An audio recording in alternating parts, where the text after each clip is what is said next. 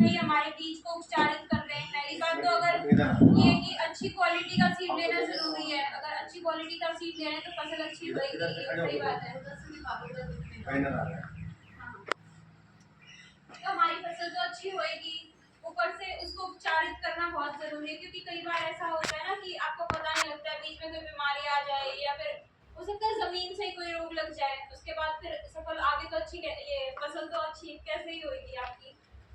तो इसीलिए बीज उपचार करना बहुत जरूरी हो जाता है हमारे लिए। अच्छा, बीज उपचारित करने के भी काफी तरीके हैं, जैसे आप लोग केमिकल से भी करते हैं, केमिकल लाके वो कर सकते हैं, लेकिन ये जो है बायोलॉजिकल मेथड है। ये हमारी लैब में हम ये ट्राइकोडर्मा पाउडर बनाते हैं, इससे हम बीज उपचारित करने को कहते हैं, क्योंकि इसका इतना नुकसान नहीं है, ना ही तो आपको होएगा ना ही बीज को, और फसल भी आपकी अच्छी होएगी। इसका एक आज हम आपको ये सैंपल देके जाएंगे। अच्छा, मैं आपको करके बता देती हूँ। एक तो बीज उपचार बैठ गया किसान भाइयों, ये बीज उपचार का आप केमिकल से भी कर सकते हो, और ये जो ट्राइकोडर्मा जो लेके आए ना, इससे भी कर सकते हैं। ये बायो पेस्टिसाइड है, ठीक है। और केमिकल से किस तरह से करना है वो तो हम डेमो इससे भी दिखा देंगे। आपने देखा होगा कि जब भी सबसे पहले तो हमें करना क्या है कि हम बीज अच्छी उन्नत क्वालिटी के चूज करें, जो हमें लेने हैं ना वो सही हो।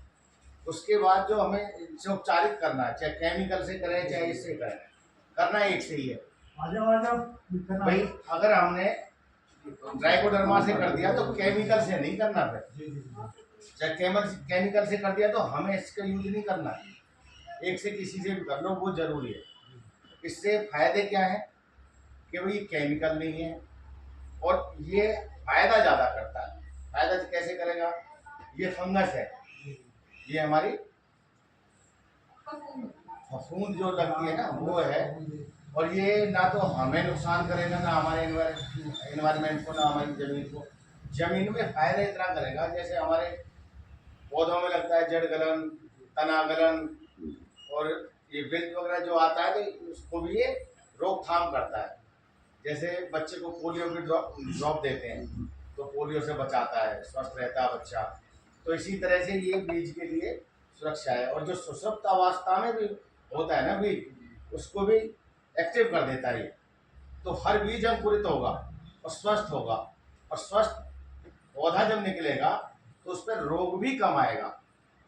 ये तो है कि भाई स्वस्थ जो होगा तो उसको रोग कम पकड़ता है, तो इसी तरह फसल में भी यही है, जो स्वस्थ पौधा निकलेगा तो उस पर रोग कम आएगा।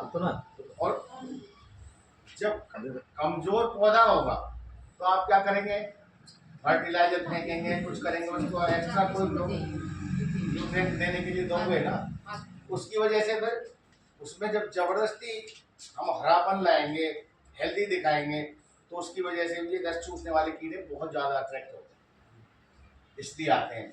तो इसलिए हमें बीज उपचार करके ही तब लगाना, बोना है, सोइंग करनी है तब करनी है। तो उसके बाद इसको करना कैसे? अगर हमारा ज़्यादा मात्रा में हम फसल लगा रहे हैं, गेहूँ है, बहुत बीज लगता है, 50 किलो लगता है, तो 50 किलो के लिए क्या हाथों से तो करने में बहुत टाइम लगता है। तो उसके लिए ना ये सीड ड्रम,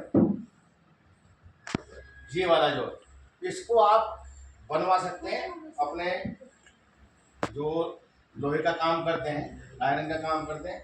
ये सिंपल सा एक ड्रम ले लिया और इस तरह से ये एंगल ले लिया, ऐसे काट के वो तैयार कर देगा उसको। ऐसे बता दोगे, आपके पास सबके पास एंड्रॉइड फोन है, फोटो भी ले सकते हैं कि ये लो भाई ऐसा बना देंगे। इधर बेरिंग लगा होता है, इधर ये हैंडल लगा दिए, बन गया। इसमें अब हमें इसकी मात्रा लेनी है। इसकी मात्रा का क्या कारण है कि भाई 4 से 5 ग्राम 1 किलो बीज, इसकी एक लेयर बन जाए, उस पर जैसे हल्का सा पानी का छींटा लगा दिया और उस पर चिपक गया ये पाउडर, तो उसके 2 से 3 घंटे काम ये करना कहाँ है? छाया में, धूप में नहीं करना है, छाया में। छाया में थोड़ी देर 2 घंटे के लिए छोड़ दिया, उसके बाद में इसको बो दो। ठीक है जी, ये इसके तरीके हैं। बताइए कैसे यहाँ पे कम बीज है, कम बीज में आप 1 किलो 2 किलो 5 किलो जो कम बीज लगता है, बाजरे का है, मूंग का है, जो थोड़ा बीज लगता है खेत में, सरसों है, तो उसके लिए आप किसी भी एक बड़ा सा तांबे लीजिए, उसको डालिए, हल्का पानी का छिड़का लगाइए और उस पर अपने हाथों में ग्लव्स वगैरह लगा लो। वैसे भी हानिकारक नहीं है, फिर भी थोड़ी सुरक्षा है तो फंगस तो ही। है ही उसके लिए। ठीक है जी, तो इतना कर दीजिए। इतना करने के बाद चाहे वो सब्जी का हो, बीज चाहे ये नहीं कि उसमें करें उसमें ना करें,